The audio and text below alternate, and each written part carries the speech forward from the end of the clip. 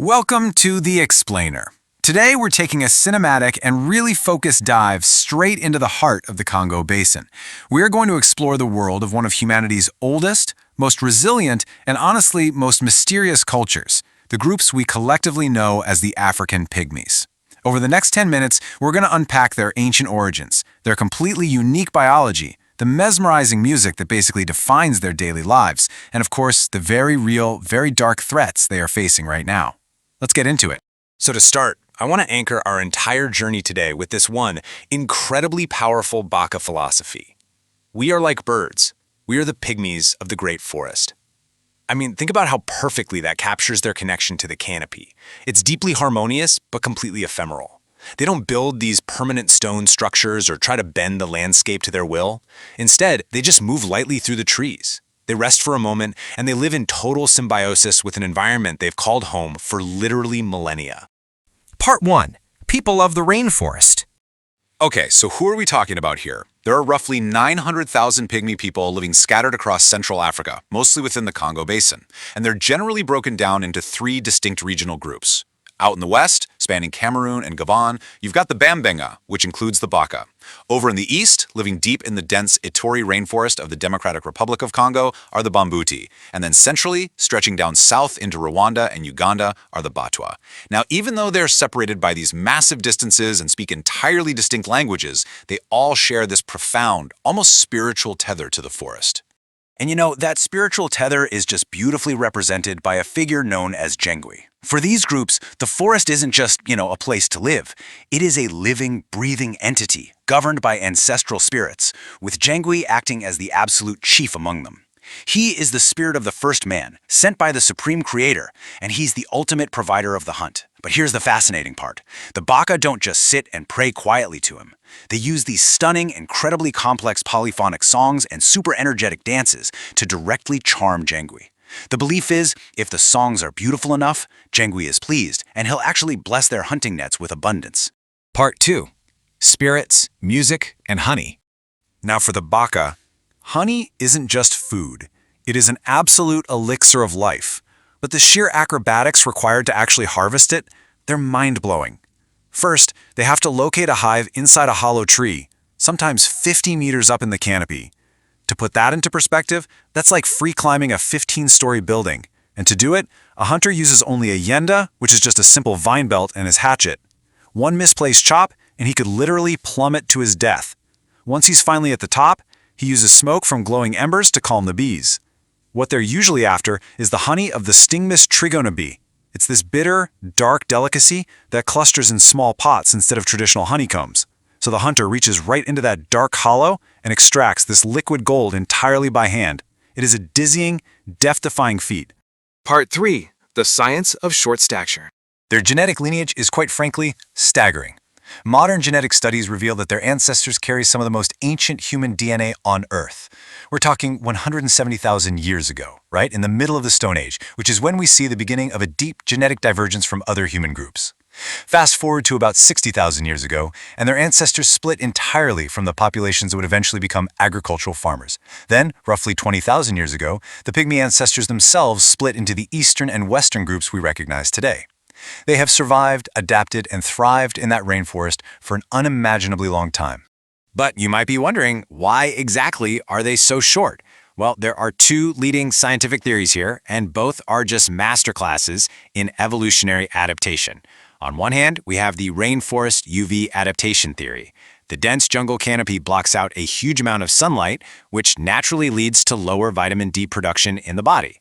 Less vitamin D means less calcium uptake, which, over thousands of generations, restricts bone growth, right? But on the other hand, we have the iodine-deficient diet theory. Rainforest soils are notoriously poor in iodine. Geneticists actually recently found specific signals of natural selection in their DNA, specifically in the TRP4 and IY genes.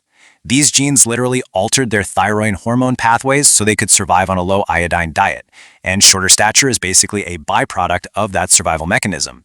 Their bodies are perfectly tuned to one of the most extreme environments on the planet. Part 4. Exploitation and atrocities.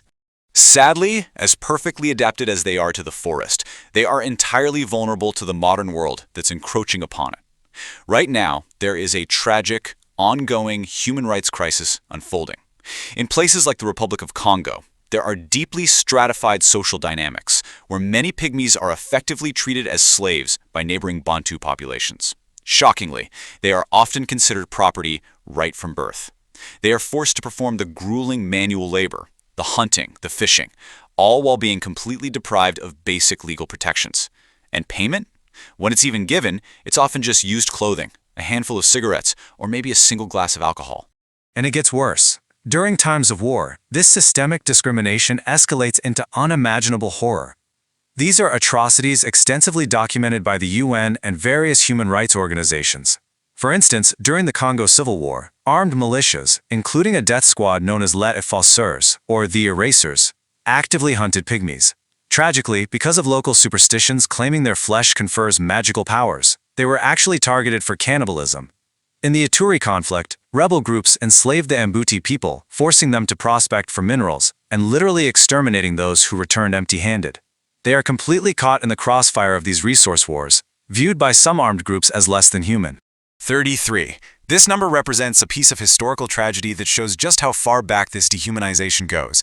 Back in 1906, a pygmy teenager named Oda Benga was purchased from slave traders and brought to the United States. And brace yourself for this, he was actually exhibited in the monkey house at the Bronx Zoo. After World War I broke out, he was stranded in America, totally cut off from his forest and his people, and he fell into a deep depression. He died by suicide at the age of 33. It's just a heartbreaking reminder of a long, long legacy of exploitation. Part 5. A Culture Under Threat.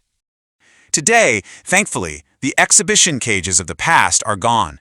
But a systemic environmental and societal erasure is happening right now at an industrial scale. Just contrast their traditional forest life, this incredibly egalitarian society where nobody goes hungry, a community bound together by rich polyphonic music and the natural abundance of the canopy. Contrast that with the grim reality so many are forced into today, modern logging towns.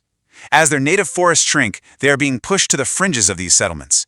Here, they face extreme poverty. They're frequently denied state identity cards, which basically makes them stateless, and they are suddenly exposed to a barrage of completely new diseases. And the public health fallout of this forced displacement is nothing short of devastating. If you look at the Baka Pygmies in Cameroon, HIV prevalence was just 0.7% in 1993. By 2003, in just 10 years, it skyrocketed to 4.0%.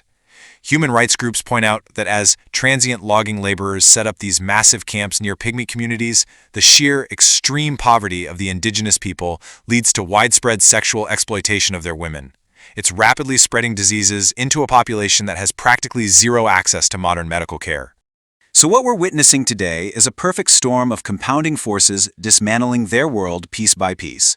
Highly prized Sipo and Ayus trees are being systematically clear-cut by logging companies, which literally destroys the canopy that provides their food and their honey. Then, the logging roads open up the deep jungle to poachers, leading to this unchecked slaughter of the game animals that the pygmies have hunted sustainably for thousands of years. And topping it all off is the political erasure. Without land deeds or state ID cards, they have absolutely no legal standing to fight back or claim the forests that are rightfully theirs. The life of the pygmies is, at its core, an uninterrupted song. It is a direct, living link to the very dawn of our species. So we have to ask ourselves, if the polyphonic songs of the forest are finally silenced by the roar of the chainsaw, what ancient part of our shared humanity is lost forever? It is a permanent cost to modern expansion, and a question we absolutely must reckon with as we watch the oldest continuous culture on Earth fight for its survival. Thank you so much for joining me on this explainer. Keep learning, keep asking the hard questions, and I'll see you next time.